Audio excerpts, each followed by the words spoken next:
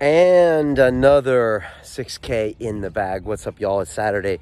Just coming off of the morning run. You can see beautiful London skyline behind me here at Hampstead Heath. Honestly, I was not feeling great the last couple days. Been blowing my nose about 14 times a day.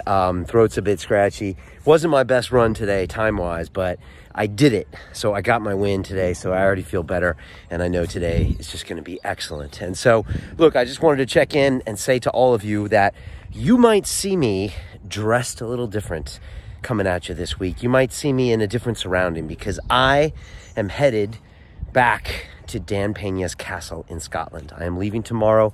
I'm taking the 6-7 hour train ride up the coast of England and into Scotland, and I'm going to go see the $50 billion man who's now, I think, called the $1 trillion man, or I called him that, or I don't know, maybe that's what we're calling him now, because I know he's close to have been the man that's created nearly $1 trillion in wealth by his last 25 years of mentoring.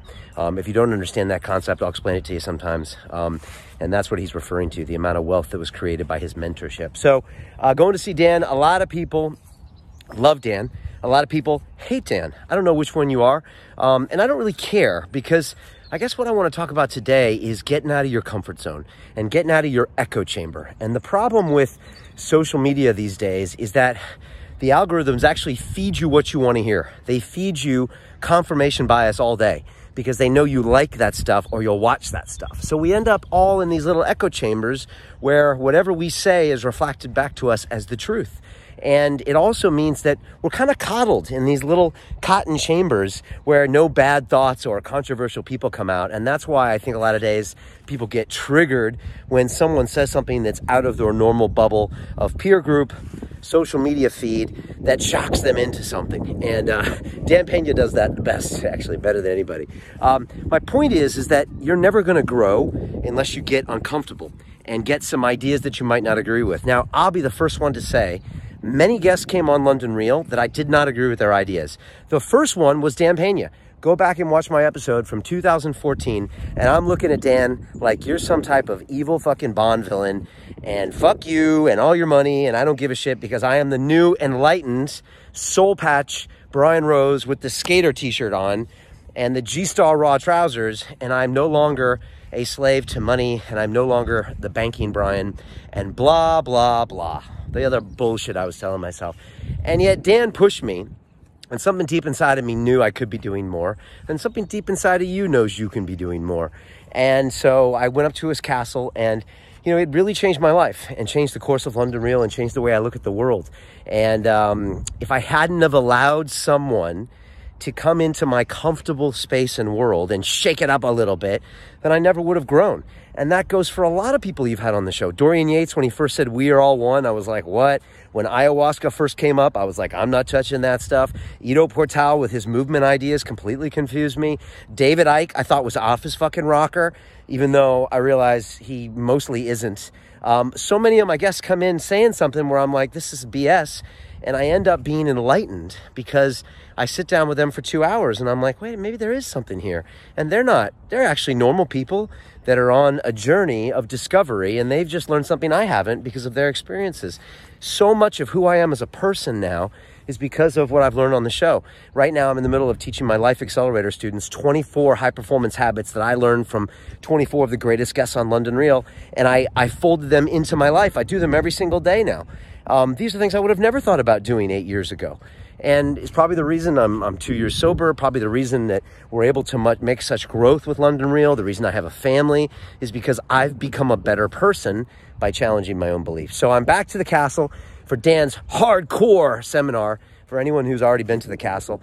And I'm super excited. I think this is the last seminar that Dan is ever going to give officially. He's got his one-day event on the 18th in January in London, which I'll be at, by the way. So come join us for that if you want. And then I don't think he's got anything booked for 2020. So, except maybe he's going to Washington, D.C. I don't know. So I'm excited to go up there and learn from him. Dan is a lot of fun. I love being at the castle. The castle feels strangely familiar, like I've been there before or that I've lived there before. Something strange about it. And it smells like my grandpa Benedict's old ranch up in Arizona. And it all just seems eerily familiar. And I've only been there 3 times. But when I go there, it's almost like I'm coming home. Something very weird. It's almost like the movie The Shining, where he says, I've always been here.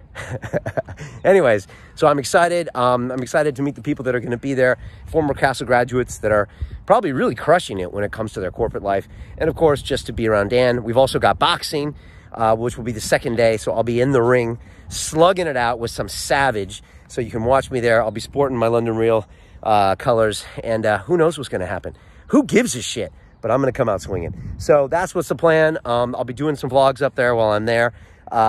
And like I said, don't hate me, congratulate me.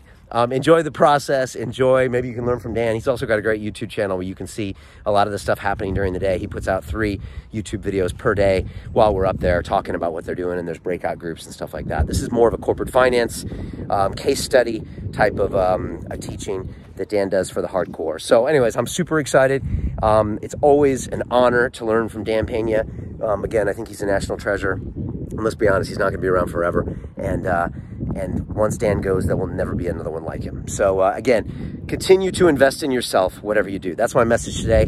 Get out of your comfort zone, cut the check. So many people that join my academy cut a check and make themselves better. And I meet so many people that just whine, oh, Brian, I don't have the money. I'm like, really? I've watched you at the pub where you spend hundreds and hundreds of pounds. Over the course of this year, you'll spend $10,000 or $20,000 on dumb shit, and yet you won't invest in yourself. That is your fearful mind thinking. That's your subconscious protecting you from becoming something great. And save it for someone who cares, because I don't. I am here to focus on the few, not the many, as Dan Pena told me, and I'm here to focus on the people who want to be better and invest in themselves. So that's what I do inside London Real Academy. If you want to come check it out, it's on our website. You can also book a call with one of my coaches. There's probably a link below for that.